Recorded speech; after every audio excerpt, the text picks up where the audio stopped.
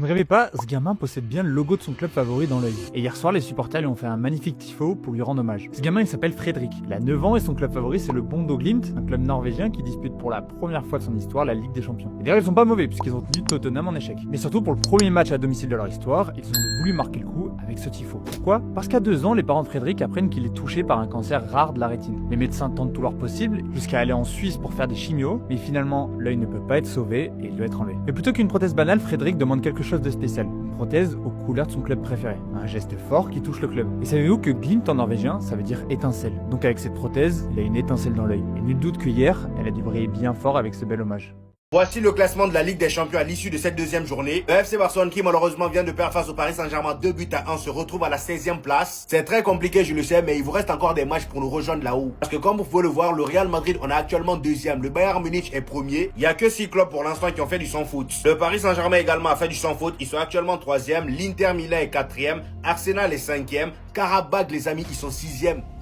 Karabakh 6ème. Je pense que cette année, ça va être l'une des surprises de cette compétition. Je sais même pas de quel pays ils sont. Cependant, comme vous pouvez le voir les amis, dans la zone rouge pour l'instant, il y a quand même de grosses équipes. Commencez par le FC Barcelone qui est actuellement 16ème. Liverpool aussi les amis. Hier, ils sont fait taper par Galatasaray. Eux aussi, ils sont 17ème. Chelsea est 18ème. Chelsea vraiment qui me déçoit en ce début de saison, eux aussi. Parce qu'avec leur recrutement, leur début de saison vraiment qui avait l'air pas mal. Je m'attendais à ce qu'en Ligue des Champions, ils fassent quelque chose de beau. Après, pour l'instant, rien n'est joué. C'est que la deuxième journée. Le Paris Saint-Germain la saison dernière, par exemple, ils ont remporté la compétition alors qu'ils n'avaient pas terminé premier. Pour vous dire, ils avaient même tapé Liverpool qui a terminé premier, donc ça veut rien dire pour l'instant. Et forcé de constater que pour l'instant, il y a quand même de grosses équipes qui sont pas bien, telles que le FC Barcelone. Voilà. On vous attend là-haut. Je sais que cette nuit va être compliquée, surtout pour les supporters qui s'attendaient à une grosse victoire, avec tous les absents qu'il y avait du côté du Paris Saint-Germain. Sauf que non, c'est l'état d'esprit, tout se passe dans la tête. C'est là-bas où vous êtes fait avoir. Enfin, l'heure est venue. La liste de l'Algérie vient de sortir. Ouvrez vos yeux. Ouvrez bien. Regardez bien partout. Partout. Non, c'est pas qu'il y a Lucas Zidane qui a été sélectionné. On revient dessus après. Quelqu'un qui d'habitude se situe vers là. Commence par Ben, qui finit par Rahma. Il est pas là. Les choses bougent enfin. On a des nouvelles têtes. Alors peut-être que c'est pas parfait. Oui, Titraoui n'a pas été appelé. D'accord. Je sais que tout le monde a ses petits chouchous. Tout le monde aimerait voir un tel. Mais cette fois-ci, il y a du changement et ça, faut s'en féliciter. Ben Botokaj, Gendouzi et Lucas Zidane. Et je sais que c'est pas l'avis de tout le monde. Mais personnellement, j'aimerais qu'il ait sa chance pour voir ce qu'il vaut. Peut-être qu'il est claqué. La réalité, c'est que quasiment personne regarde les matchs de Granada. Mais peut-être qu'il est juste meilleur que tous les gardiens qu'on a actuellement. Je demande à voir. En défense, Ben Sebaini, Dorval, Hadjem, Tougaï, Chergui, Belgali, Guitoun, Aïssa Mandi. Vous voyez, même là, ça change. Chergui, Dorval, Belgali. Qui sait? On va peut-être enfin renouveler un cycle. Au milieu de terrain, Ben Taleb, Boudaoui, Zorgan, Kebal, Maza. Et en attaque, Amoura, Belaïli, Benzia, Bonani, Shaibi, Haj Moussa, Mahrez, Bounjah, Chiacha. Enfin, et Gouiri. Parlons français. On va affronter la Somalie à domicile. Victoire, c'est qualif en Coupe du Monde. S'il te plaît, Vladimir, s'il te plaît, fais jouer Haj Moussa. S'il te plaît, donne du temps de jeu à ceux qui sont habituellement sur le banc. Parce qu'on voit en deuxième mi-temps, à chaque match, c'est pas pareil. Dès que les mecs du banc rentrent, c'est plus la même sélection. On prend du plaisir, le jeu il est plus fluide, ça attaque mieux. Les mecs ils ont faim, l'intensité n'est pas la même. Les frères, rendez-nous fiers.